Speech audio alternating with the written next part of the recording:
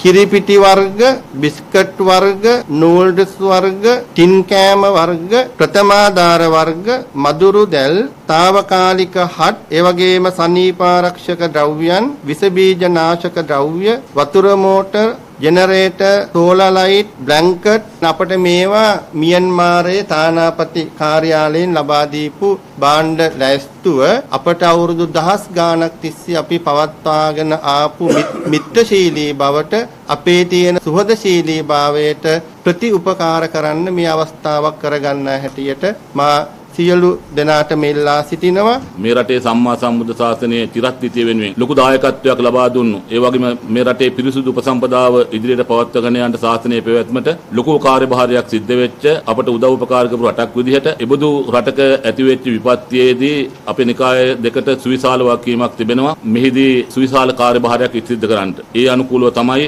මේ වැඩසටහන ක්‍රියාත්මක වෙන්නේ. මිය පරලෝකීය ජනතාවට පින් අනුමෝදන් කරන්නට විපත්තියට පත් වෙලා සිටින ඒ රටවල් දෙකේම ජනතාව ඇතුළත් කොට ඇති සමස්ත ලෝකවාසීන්ට ආශිර්වාද කරන්නට මහා බෝධි පූජාමය පින්කමක් හෙට දවසේ කළුතර ඓතිහාසික බෝධීන් වහන්සේ සමීපයේදී ත්‍රිනිකායික මහා සංඝරත්නයේ වැඩමවීමෙන් සිදු කරන්න බලාපොරොත්තු වන දායකාරකාදීන් සහ ජනතාවගේ සහභාගීත්වයට ඇතුව